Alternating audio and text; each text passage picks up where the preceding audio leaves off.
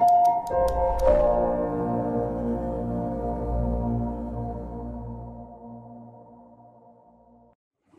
আলাইকুম প্রিয় দর্শক, আপনাদের সকলকে আমন্ত্রণ জানিয়ে শুরু করছি অ্যাপোলো ইম্পেরিয়াল হসপিটাল কর্তৃক আয়োজিত আমাদের স্বাস্থ্য বিষয়ক ধারাবাহিক অনুষ্ঠান উই কেয়ার।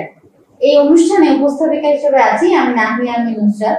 দর্শক, আপনারা জানেন আজকের এই অনুষ্ঠানে আমরা আমন্ত্রণ জানিয়ে থাকি আমাদের হসপিটালের বিশেষজ্ঞ চিকিৎসকদের। তারই ধারাবাহিকতায় আজ আমরা আমন্ত্রণ জানিয়েছি আমাদের অ্যাপোলো ইম্পেরিয়াল হসপিটালের নবজাতক ও শিশু বিভাগের বিভাগীয় প্রধান ডক্টর ফয়সাল আহমেদ স্যারকে।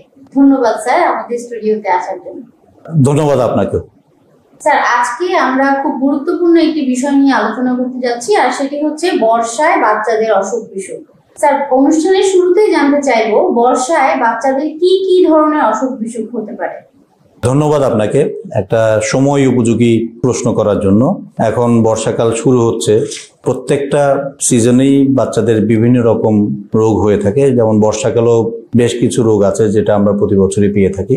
সাধারণত বর্ষাকালে কিছু পানিবাহিত রোগ আর মশার কামড়ের কারণে কিছু রোগ হয়ে থাকে। পানিবাহিত রোগগুলোর মধ্যে সবচেয়ে কমন যেটা আমরা পেয়ে থাকি সেটা হলো ডায়রিয়া। অলরেডি আমরা প্রচুর ডায়রিয়া রোগী পাচ্ছি এখন। আর একটা বর্ষাকালে হয়ে থাকে বাচ্চাদের সর্দি কাশি ঠান্ডা। এই সর্দি কাশি থেকে কখনো কখনো বাচ্চাদের শ্বাসকষ্ট এবং নিউমোনিয়া পর্যন্ত হয়ে থাকে। বর্ষাকালের মধ্যে আরেকটা ভয়ানক বিষয় হলো বিভিন্ন জায়গায় পানি জমে থাকে। সে পানি জমে থাকার কারণে মশার জন্ম হয়। আপনারা জানেন যে একটা বিশেষ মশা, যে মশা কারণে বাচ্চাদের ডেঙ্গু রোগ হয়ে থাকে।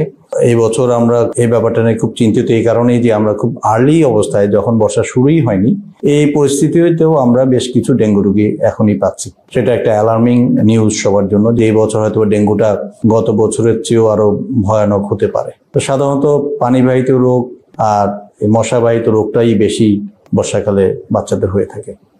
পানিবাহিত আরেকটা রোগের বেশিরভাগ আমরা পাচ্ছি ইদানিং, সেটা হলো টাইফয়েড। আমাদের হসপিটালে গড়ে 5-7 জন টাইফয়েডের রোগী সবসময় ভর্তিই থাকছে এখন। তো এটাও একটা অ্যালার্মিং নিউজ যে টাইফয়েডের পরিমাণটা বাড়ছে আস্তে আস্তে। ধন্যবাদ স্যার আপনার মতামতের জন্য। এই পর্যায়ে জানতে চাইবো, এই যে আমরা বর্ষা শুরুর অনেক আগেই ডেঙ্গুর যে পেশেন্ট পেয়ে যাচ্ছি, সেক্ষেত্রে বাচ্চার কি কি লক্ষণ দেখা দিলে বাবা মা বুঝতে পারবে যে সে ডেঙ্গু রোগে আক্রান্ত? ডেঙ্গু রোগ অন্যান্য ভাইরাস রোগের মতোই একটা রোগ। প্রাথমিক পর্যায়ে ডেঙ্গু রোগকে অন্য ভাইরাস রোগ থেকে খুব একটা আলাদা করা যায় না। তো সাধারণত এই বাচ্চাগুলো 2-3 দিনের জ্বর নিয়ে আমাদের কাছে আসে। প্রথম 2-3 দিন জ্বরের মধ্যে তার যেটা হয় যে খুব মাথা ব্যথা, চোখে ব্যথা, গা ব্যথা, ব্যথার অংশটাই খুব বেশি থাকে, সাথে জ্বর থাকে। অনেক সময় মাথা ব্যথা এত বেশি থাকে যে তাদের বমি হয়ে থাকে।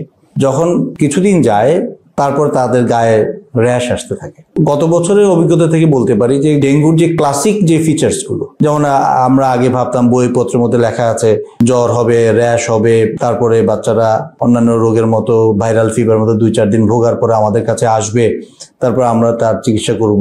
কিন্তু গত বছর থেকে আমরা ডেঙ্গুর এই প্যাটার্ন গুলো আর দেখি না। এখন সরাসরি ভাবে 1-2 দিনের জ্বর, হঠাৎ করে বাচ্চা অজ্ঞান হয়ে যাচ্ছে, হঠাৎ বাচ্চাদের খিঁচুনি হচ্ছে, বাচ্চাদের ব্লাড প্রেশার ফল করে যাচ্ছে, অজ্ঞান হয়ে যাচ্ছে, এই ধরনের ফিচার্স নিয়ে খুব বড় আকারের কমপ্লেন নিয়ে আমাদের কাছে আসছে সরাসরি। অনেক সময় আমরা এমন পেশেন্ট পাই যে 1 দিনের জ্বর, অন্য হসপিটালে গেছে, সেখান থেকে অজ্ঞান অবস্থায় খিঁচুনি নিয়ে আমাদের কাছে আসছে। তো ডেঙ্গুর প্যাটার্নটা আগের বছরগুলোর মতো আর এখন আর এক নেই। তো আমাদেরকে একটা জিনিসের ব্যাপারে খুব সচেতন থাকতে হবে যে যখনই জ্বর হবে কোনো বাচ্চা, মা বাবার কাছে একটা আবেদন যে তারা যেন তার নিকটবর্তী যে কোনো ডক্টরের একটা পরামর্শ নেন। অ্যাটলিস্ট 1-2 দিন জ্বর হলে তার ডেঙ্গু টেস্টটা করা উচিত। অনেক সময় আমরা এটাও দেখতে পাই ইদানিং যে ডেঙ্গু টেস্ট করছেন, ডেঙ্গু নেগেটিভ আসছে, কিন্তু আবার সিবিসির মধ্যে দেখা যাচ্ছে প্লেটলেট কম।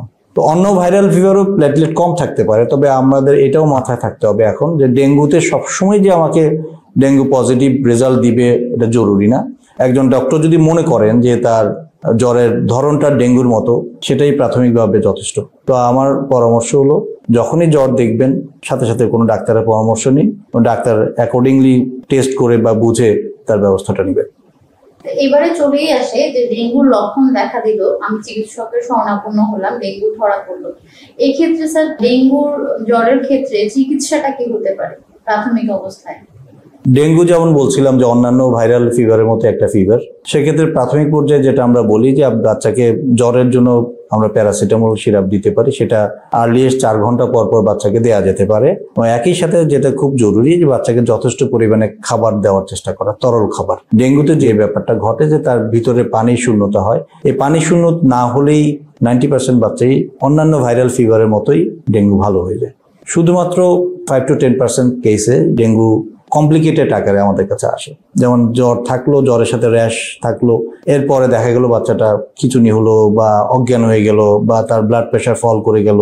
আমাদের হসপিটালটা যেহেতু একটা টারশিয়ারি হসপিটাল, এখানে আমরা সাধারণত কমপ্লিকেটেড কেসগুলোই পাই।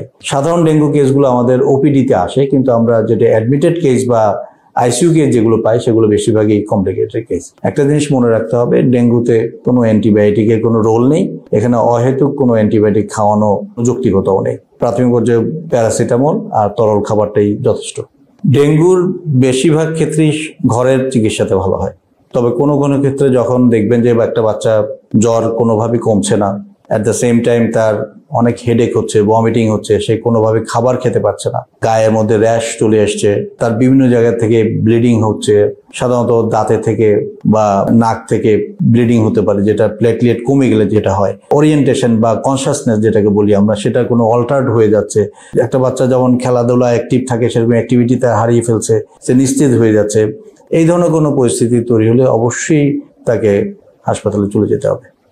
এই পর্যায়ে জানতে চাইবো, ডেঙ্গু জ্বরের ক্ষেত্রে বাচ্চাদের কোনো বয়স সীমা আছে কিনা, বা কোন বয়সী বাচ্চাদের ডেঙ্গুর প্রকোপ বেশি দেখা যায়, নবজাতক যারা তাদের কি ডেঙ্গু জ্বরে আক্রান্ত হওয়ার সম্ভাবনা আছে কিনা?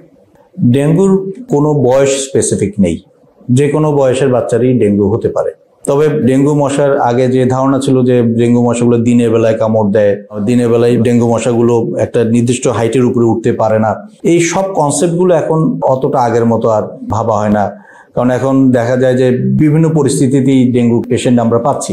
আমরা গত বছরের অভিজ্ঞতা থেকে বলতে পারি প্রচুর স্কুল এজ বাচ্চা আমরা পেয়েছি যারা স্কুল করছে এবং স্কুলের মশার কামড়ের শিকার হচ্ছে। স্কুলে আমরা জানি যে অনেকক্ষণ সময় তাদেরকে স্কুলে থাকতে হয় এবং ওখানকার মশা নিয়ন্ত্রণ কতখানি ইফেক্টিভলি সব স্কুল করে আমি জানি না, তবে স্কুলের মায়েদের কথা অনুসারে যে আমাদের বাসায় তেমন একটা মশা নেই, কিন্তু বাচ্চা তো স্কুলে গিয়েছিল, স্কুল থেকে আসার পর জ্বরে পড়েছে।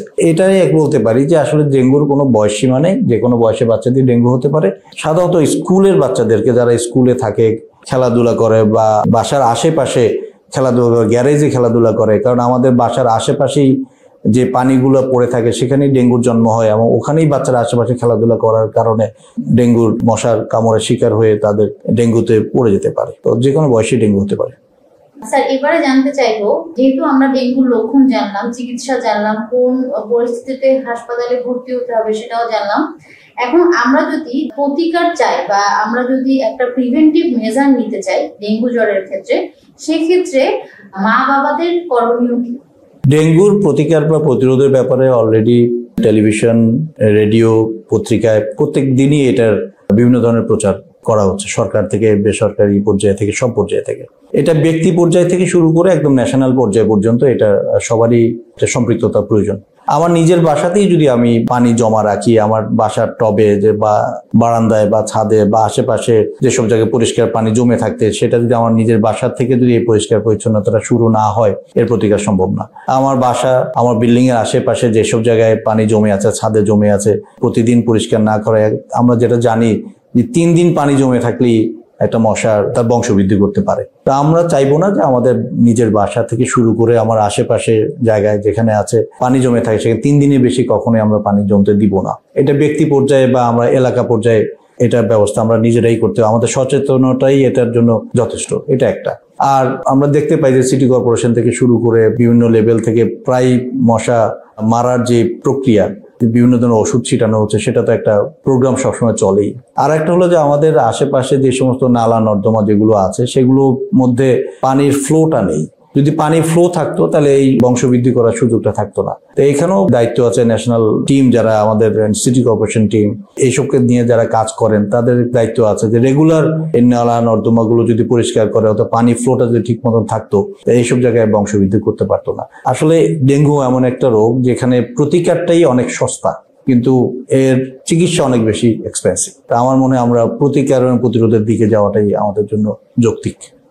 স্যার, আমরা তো ডেঙ্গুর বিষয়ে জানলাম, শুরুতেই আপনার যে প্রশ্নটি ছিল যে কি কি বর্ষার রোগ হতে পারে, তখন আপনি স্যার টাইফয়েডের কথাও বলেছেন যে আপনি এখন প্রচুর পেশেন্ট পাচ্ছেন টাইফয়েডের।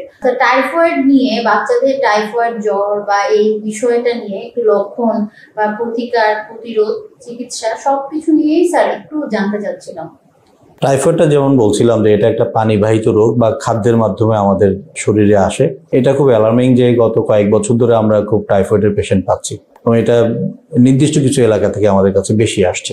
টাইফয়েডের বাচ্চারা সাধারণত 1 সপ্তাহ 10 দিন টানা জ্বরে ভোগে, খুব দুর্বল হয়ে যায়, তাদের মাথা ব্যথা থাকে, পেটে ব্যথা থাকতে পারে, কোনো বাচ্চার সাথে ডায়রিয়া নিয়েও আসে। তো এটা বাচ্চাদের সাংঘাতিক দুর্বল করে ফেলে এবং জ্বরটা একদমই কমতে চায় না। টাইফয়েডের সবচেয়ে অ্যালার্মিং ইস্যু হলো যে আমাদের গত 4-5 বছরে অ্যাপোলো ইম্পেরিয়াল হসপিটালে আমাদের কালচার যে প্যাটার্ন আছে, এই প্যাটার্নে কালচারে আমরা দেখেছি সাধারণ যেই টাইফয়েডের ওষুধগুলো যেগুলো আমরা মুখে খাওয়াতাম টাইফয়েডের জন্য, এর বেশিরভাগই এখন আর কাজ করছে না, বেশিরভাগই রেজিস্ট্যান্স দেখাচ্ছে। তো এটা খুব অ্যালার্মিং, যার জন্য অনেক টাইফয়েডের পেশেন্টকে আমাদেরকে প্রাথমিক যে ওষুধগুলো দেওয়ার কথা, দেওয়ার পরও রেসপন্স পাচ্ছি না। এইসব ক্ষেত্রে অনেক ক্ষেত্রেই টাইফয়েডের পেশেন্টকে অ্যাডমিশন নিয়ে চিকিৎসা নিতে হচ্ছে। 2 নম্বর বিষয় হলো টাইফয়েডের প্রতিকার যদি আপনি করতে হয়, আপনাকে পানির ব্যবস্থা, খাওয়ার পানির ব্যবস্থাটা ঠিক করতে হবে, আপনার স্যানিটারি ব্যবস্থাটা ঠিক করতে হবে।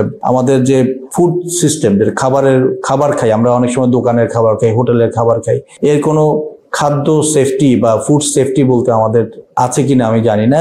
যে কেউ যে কোনো খাবার যে কোনো জায়গায় বিক্রি করতে পারে এবং মানুষরাও তাই খাচ্ছে। তো এগুলো সবই টাইফয়েডের একটা সোর্স।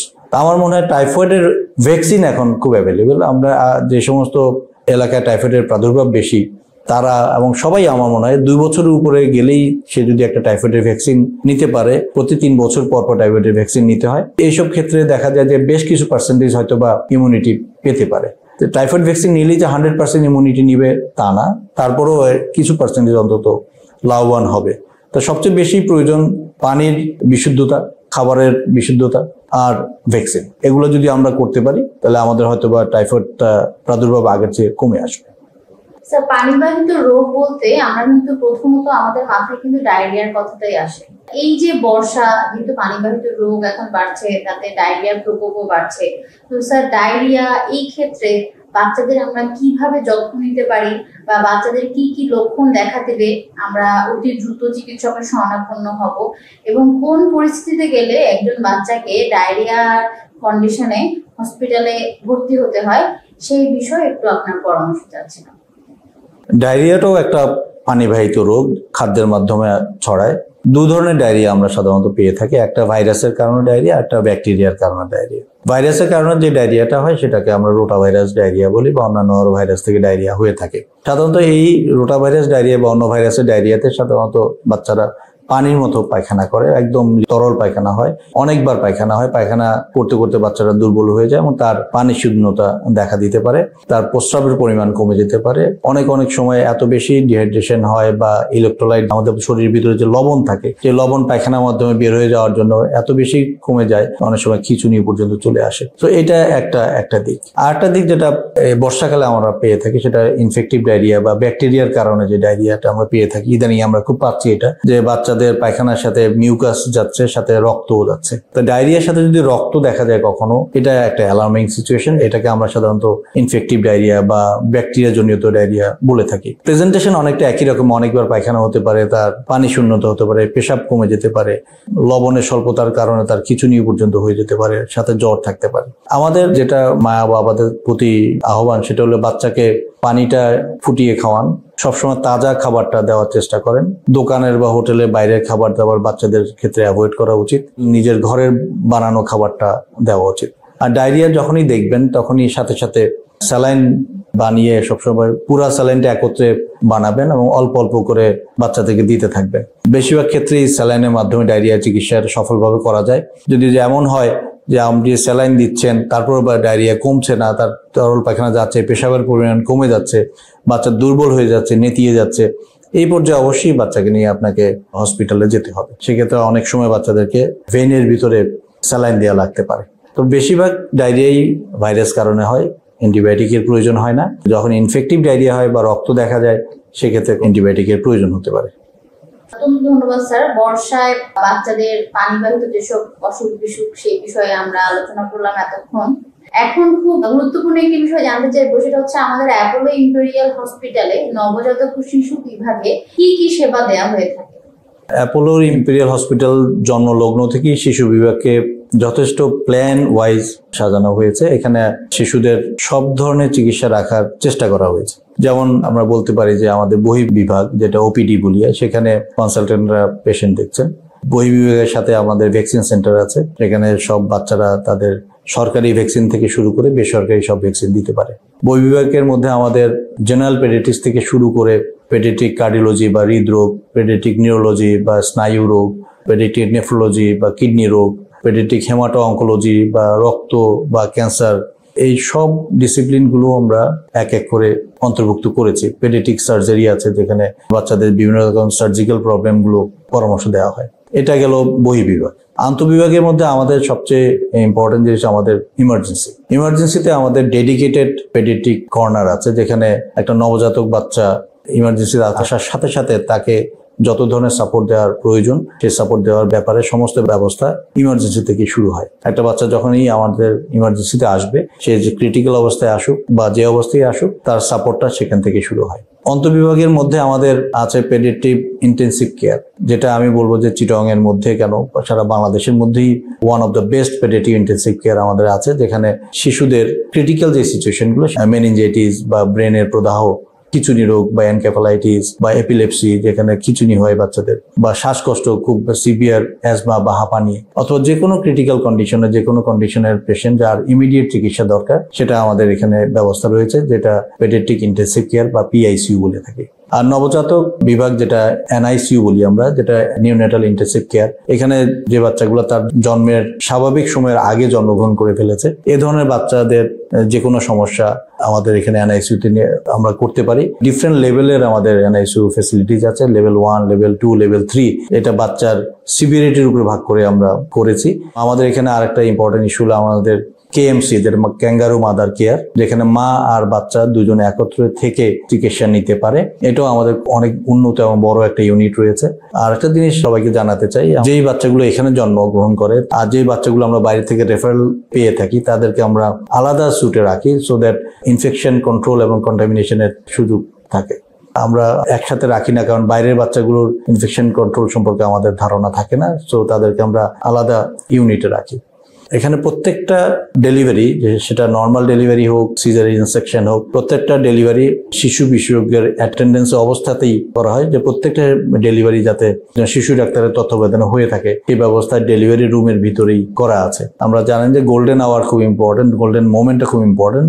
ডেলিভারির সাথে সাথে একটা বাচ্চার যে যত্ন, এটা হয়তোবা তার সারা জীবনের জন্য একটা সম্পদ, কারণ ওই সময়ের কোনো একটা ত্রুটি, ওই সময়ের কোনো একটা অসুবিধা, যেটা তার সারা জীবন বয়ে নিতে হতে পারে। তো ওই মুহূর্তটার কথা চিন্তা করে আমাদের শিশু বিশেষজ্ঞরা সারাক্ষণই যে কোনো ডেলিভারি যখনই হোক অ্যাটেন্ড করেন।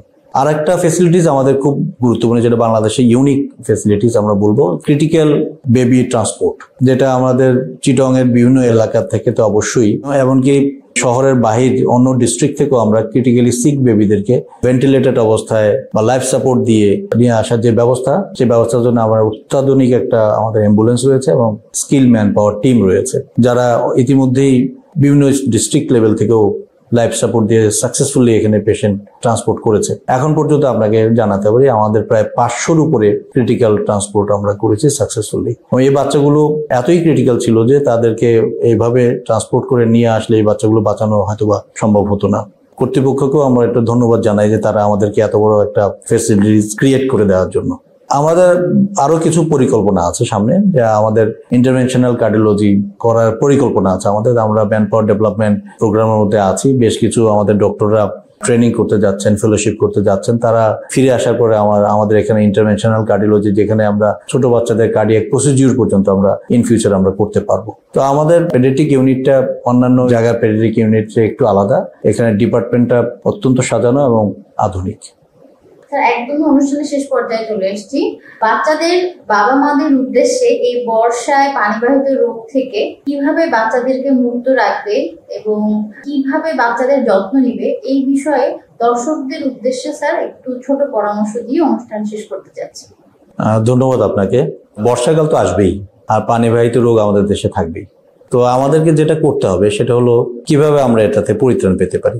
সবচেয়ে ভালো বিষয় হলো আমরা যদি ফুটিয়ে পানি খাওয়াই, প্রত্যেকটা বাচ্চা, প্রত্যেকটা ফ্যামিলি মেম্বার, পরিবারের সবাই যদি ফুটানো পানি খেয়ে থাকে, খাদ্যর যে সেফটি সিকিউরিটি, তাজা খাবার খাওয়া, বাসায় রান্না তাজা খাবার খাবে সবাই, হোটেলের বাইরের খাবার যতটা সম্ভব অ্যাভয়েড করতে হবে। আর যখনই কোনো পানিবাহিত রোগে আক্রান্ত হবে, দেরি না করে পার্শ্ববর্তী যে কোনো ডাক্তারের পরামর্শ নেওয়াটাই সমীচীন। অনেক সময় আমরা দেরি করে বা ডাক্তারের কাছে যাই, সেক্ষেত্রে দেখা যায় যে বাচ্চাটা অলরেডি ডিহাইড্রেটেড হয়ে গেছে, অথবা তার যে রোগটা হয়েছে সেটা বেশি হয়ে গেছে। অতখানি অপেক্ষা না করে আমরা যেন যত তাড়াতাড়ি সম্ভব ডাক্তারের পরামর্শ নেই। ধন্যবাদ স্যার, আপনার গুরুত্বপূর্ণ এবং মূল্যবান সময় আমাদেরকে দেওয়ার জন্য। আপনাকেও ধন্যবাদ আমাকে সুযোগ দেওয়ার জন্য। দর্শক, আমরা এতক্ষণ খুব গুরুত্বপূর্ণ একটি সময় উপযোগী আলোচনা করলাম, সেটা হচ্ছে বর্ষায় বাচ্চাদের কি কি ধরনের অসুখ বিসুখ হতে পারে। এক্ষেত্রে আমরা জানতে পারলাম টাইফয়েড, ডায়রিয়া এবং ডেঙ্গু জ্বরের ক্ষেত্রে বাচ্চাদের আমরা কি কি ধরনের লক্ষণ দেখব, কোন কোন সময়ে আমরা ডাক্তারের শরণাপন্ন হব এবং ঠিক কোন সময় গিয়ে আমরা বাচ্চাদের হাসপাতালে ভর্তি করব। আপনাদের সকলের সুস্থতা কামনা করে আজকের মতো বিদায় নিচ্ছি। আবারও দেখা হবে আমাদের উইকেয়ারের অন্য কোনো অনুষ্ঠানে, অন্য কোনো পর্বে, অন্য কোনো বিশেষজ্ঞ চিকিৎসক নিয়ে। সে পর্যন্ত ভালো থাকুন, সুস্থ থাকুন, আপনার আশেপাশের পরিবেশ পরিষ্কার পরিচ্ছন্ন রাখুন। ধন্যবাদ।